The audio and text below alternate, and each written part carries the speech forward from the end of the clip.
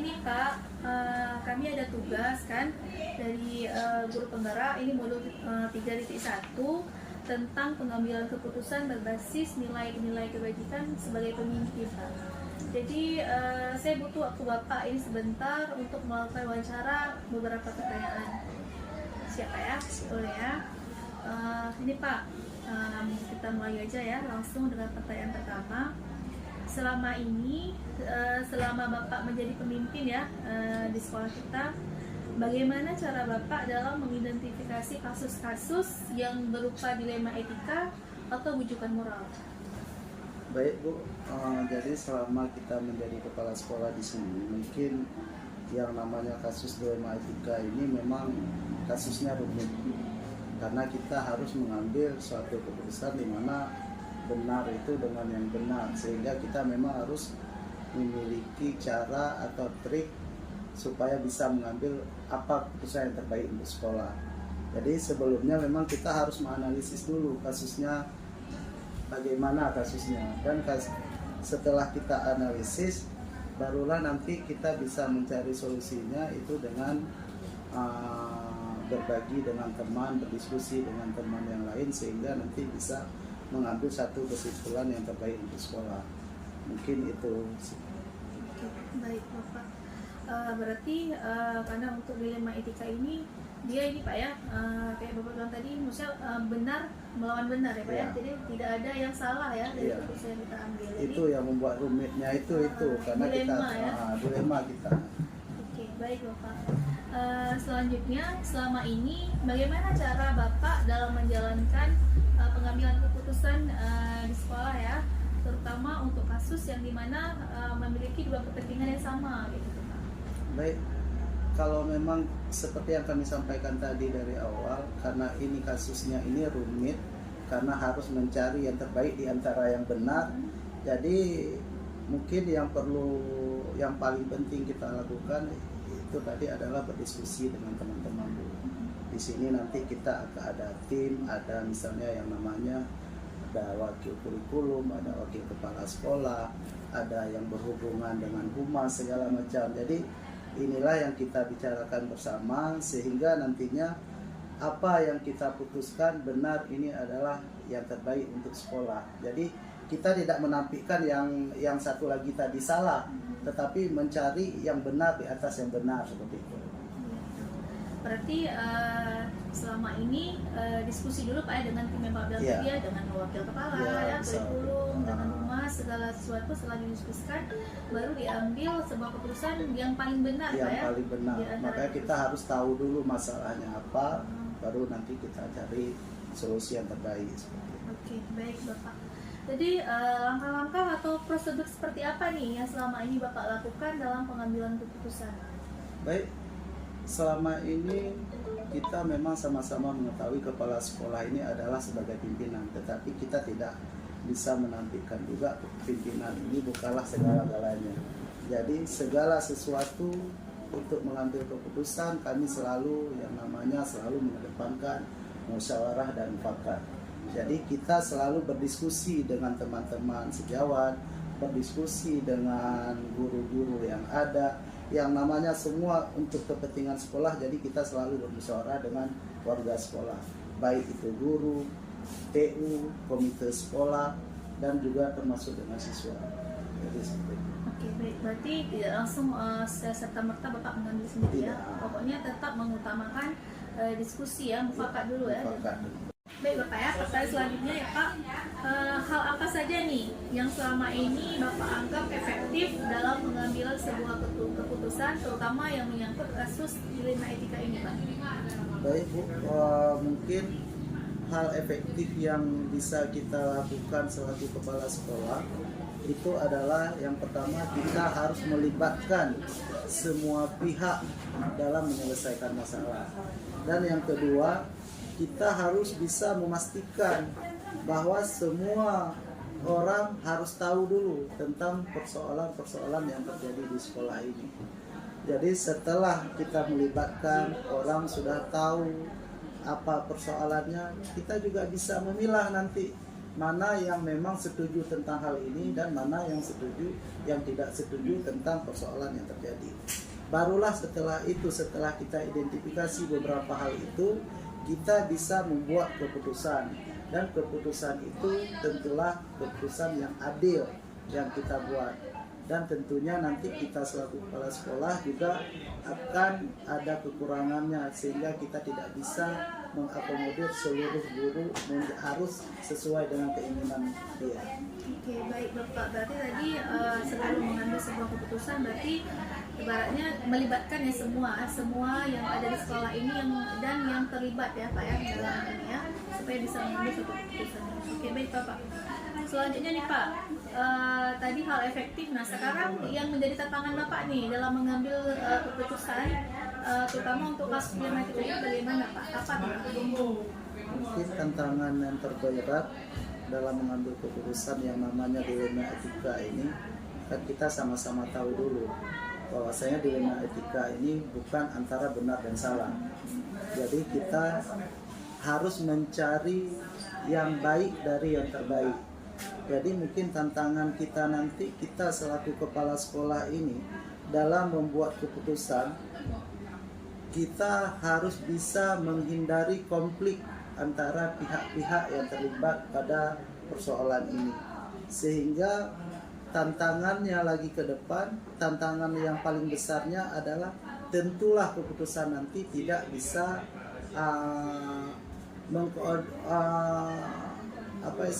tidak bisa mewakili apa yang diharapkan oleh yang bermasalah, sehingga keputusan yang kita buat terkadang melanggar prinsip-prinsip keadilan yang ada pada guru tersebut, sehingga pada akhirnya keputusan ini haruslah yang terbaik dan harus bisa diterima oleh seluruh warga sekolah.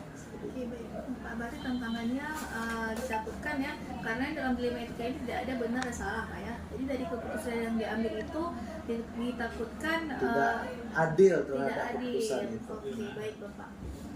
Selanjutnya nih Pak ya.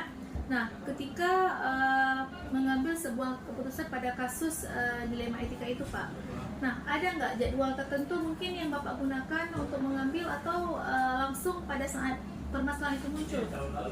Baik, mungkin kita lihat dulu persoalannya. Kalau jadwal mungkin kita kan tidak bisa menjadwal masalah.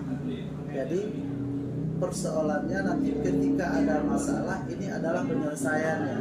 Jadi penyelesaian di sini ketika masalah yang terjadi itu tidak berat, maka bisa langsung kita selesaikan pada saat kejadian. Sedangkan apabila masalah yang timbul ini adalah masalah yang besar, masalah yang terjadi di antara warga sekolah, maka penyelesaiannya juga harus kita jadwalkan. Kita harus bisa mengumpulkan semua yang terlibat, semua warga sekolah, dan kalau perlu dalam mengambil keputusan itu kita harus melibatkan komite sekolah atau wali murid. Jadi tidak perlu terjadwal, tetapi kalau masalah yang besar baru akan kita jadwalkan waktunya untuk menyelesaikan. Oke, baik Bapak. Karena untuk masalah yang besar Pak ya, nggak mungkin langsung kita ngambil keputusan di saat itu ya. Jadi kita juga bakal melihat dampak apa yang terjadi setelah kita ambil keputusan itu kan. Jadi harus diskusi dulu gitu Pak ya. Oke, baik. Selanjutnya Pak nih, ada tidak seseorang atau yang bisa mempermudah atau membantu Bapak dalam mengambil sebuah keputusan untuk kasus dilema etika ini? Baik, mungkin kita selaku kepala sekolah ini, kita kan tidak semuanya kita harus tahu, dan tentunya pihak kepala sekolah juga ada kekurangannya. Disinilah kita sebagai kepala sekolah harus bijak dalam mencari pembantu-pembantu untuk membantu tugas kepala sekolah, sehingga ketika ada masalah ada tim-tim yang akan dilibatkan dalam menyelesaikan masalah. Contohnya kita bisa melibatkan, kita perlu membentuk tim kecil untuk menyelesaikan masalah. Katakanlah dalam yang membantu kepala sekolah ada wakil kepala sekolah, ada wakil kurikulum, ada humas, ada KTU, dan orang-orang yang dianggap bisa membantu untuk menyelesaikan masalah yang terjadi seperti itu. Baik ya, pastinya ada Pak ya untuk membantu kita ya, karena kita nggak mungkin mengambil keputusan sendiri Pak ya. Iya. Jadi butuh dukungan pihak sekolah seperti KTU tadi, wakil kepala sekolah dan kurikulum seperti Bapak ya. Oke baik Pak, ini pertanyaan terakhir mungkin Pak, dari hal yang telah disampaikan tadi Pak, pembelajaran apa ini yang dapat Bapak petik dari pengalaman Bapak selama ini dalam mengambil keputusan kasus dilema etika ini? Mungkin pelajaran yang paling berharga dari diskusi kita hari ini adalah kita menjadi tahu bahwasanya keterbukaan dalam memimpin sekolah itu sangat penting. Dan juga ketika ada masalah kita harus mendengarkan masalah, mendengarkan dari semua pihak. Jadi tidak boleh mendengar satu pihak saja sehingga bisa menyebabkan perpecahan di dalam organisasi kita. Dan yang berikutnya mungkin setelah kita bisa memilah-milah itu, barulah kita dalam mengambil keputusan kita harus mempertimbangkan dampak dari keputusan ini. Dampaknya nanti padahal kita sudah meyakini di sini kan tidak ada benar dan salah, tetapi kita lebih kepada mencari yang terbaik di antara yang baik. Sehingga keputusan yang kita ambil nanti haruslah bijaksana dan keputusan ini haruslah yang berpihak kepada peserta didik, sehingga pada akhirnya apapun yang kita sampaikan nanti intinya bermuara pada peserta didik. Mungkin ini pelajaran yang paling berharga yang kami dapati setelah kita melakukan wawancara. Oke baik Bapak, berarti dalam setiap keputusan ini intinya kita belajar untuk bersifat terbuka Pak ya.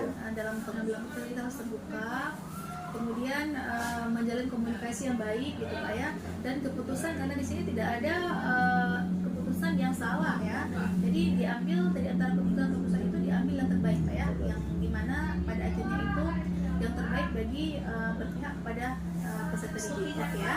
Baik Bapak, terima kasih Pak waktunya untuk wawancara hari ini Pak. Saya pun ada jam, terima kasih banyak. Saya permisi.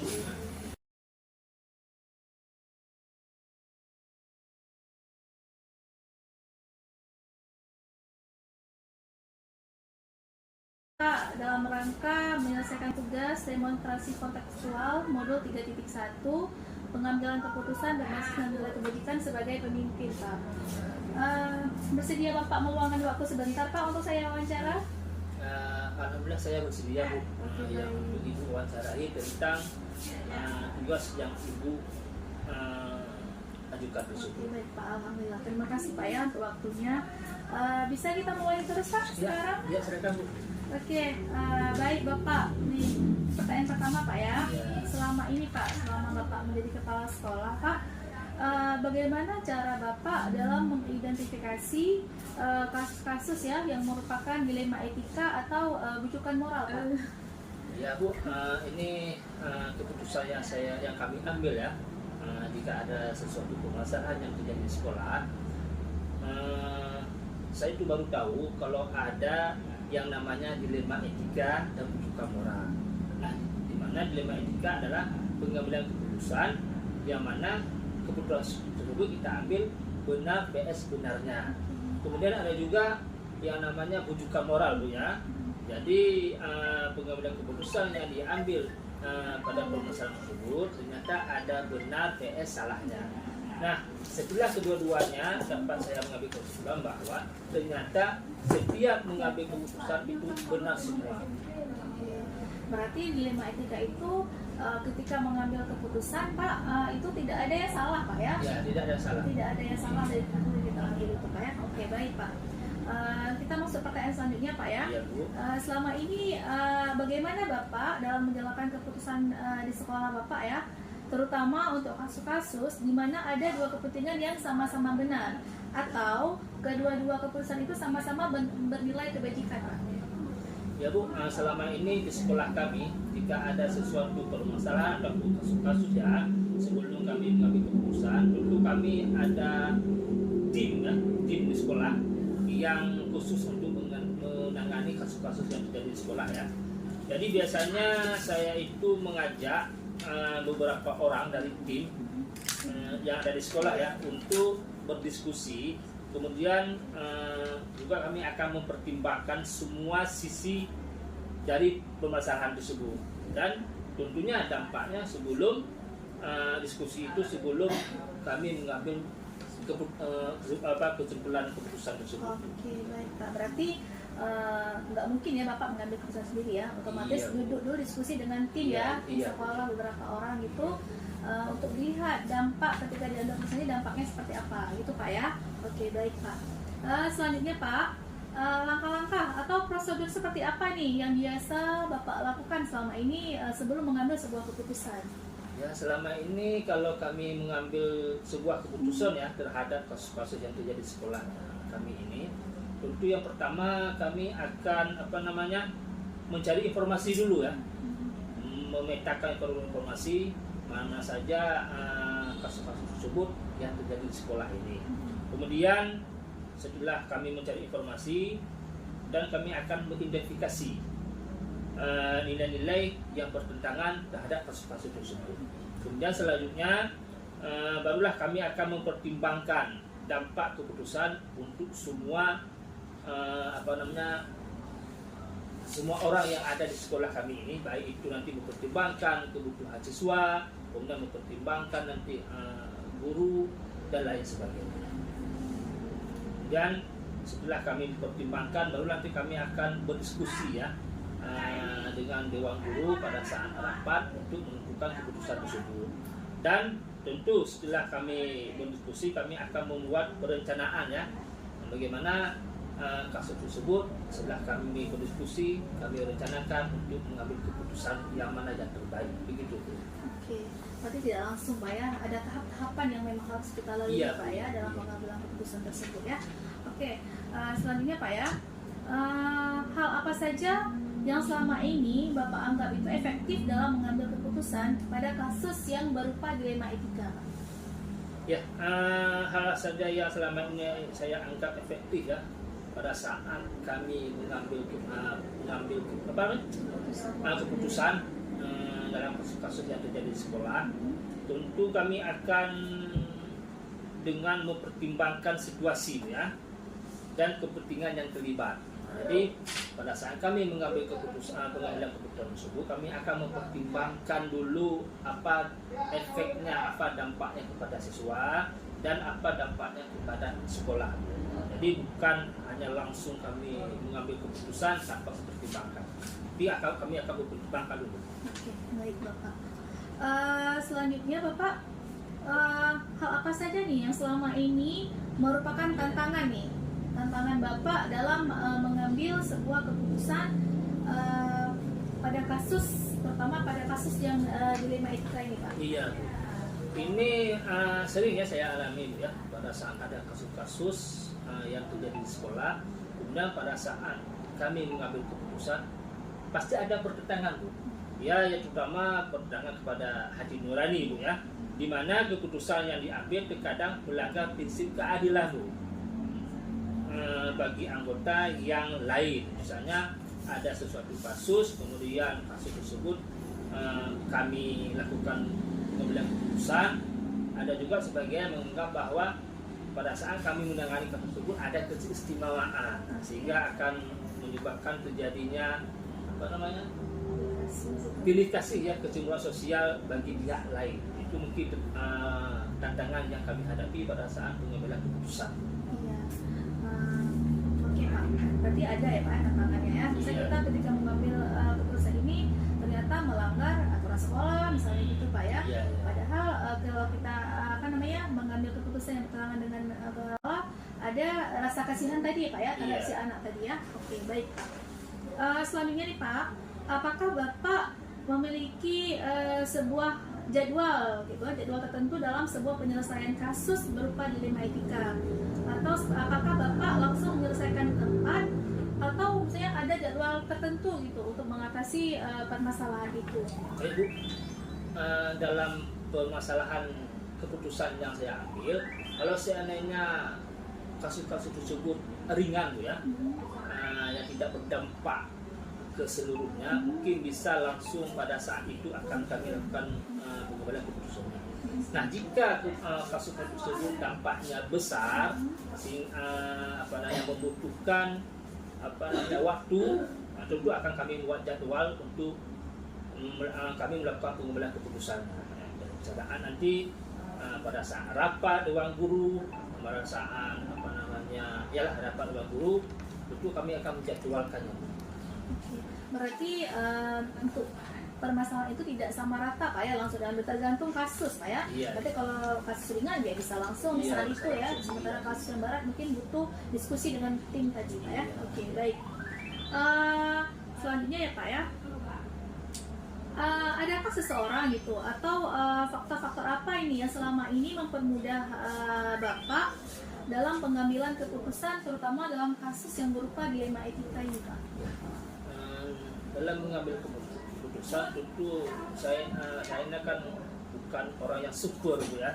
Tentu saya akan meminta tolong kepada rekan-rekan sejawat. Nah, siapa saja orangnya, tentu nanti rekan-rekan guru yang dapat mempermudah saya dalam mengambil keputusan. Kemudian faktor-faktor lainnya adalah tentu adanya kerjasama pihak tim yang tadi kami bentuk ya. Tim tersebut akan merencanakan membuat keputusan sebelum keputusan itu saya ambil. Begitu. Baik Pak, berarti tim sekolah itu ibaratnya seperti kepercayaan kita Pak ya, untuk bisa kita bertukar pendapat ya dalam meminta kasus. Pak, ini pertanyaan terakhir Bapak ya. Ya Bu. Selama kita wawancara ini tadi nih Pak, nah kira-kira apa pembelajaran yang dapat Bapak ambil ini terutama dalam pengambilan keputusan berupa kasus dilema etika ini Pak? Ya Bu, setelah kita berkomunikasi ya, Ibu wawancara saya tadi tentang pengambilan keputusan dilema etika dan buka moral ya. Jadi saya mendapatkan pembelajaran Bu, di mana setiap kita melakukan pengambilan keputusan, tentu kita akan berdiskusi dengan stakeholder, kemudian rekan-rekan sejawat, guru-guru yang ada di sekolah. Juga kita bisa melibatkan komite sekolah Bu ya, kemudian juga kita bisa mengundang wali murid ya untuk bersama-sama melakukan diskusi dan mengambil keputusan yang akan kita ambil. Kemudian saya juga mendapatkan pembelajaran ya, di mana saya ini pada saat mengambil keputusan harus bijaksana, yaitu permasalahan yang terjadi harus mempertimbangkan solusinya. Nah, jadi jangan pada saat kita mengambil keputusan jangan mengedepankan emosi. Nah, kemudian setiap keputusan yang kita ambil harus berpihak kepada murid tadi. Jadi ini sangat banyak pembelajaran yang saya dapat. Dan kemudian ternyata pengambilan keputusan tersebut adalah tidak ada salah, semuanya benar. Jadi tergantunglah bagaimana kita menilai keputusan tersebut baik atau tidaknya. Gitu Bu.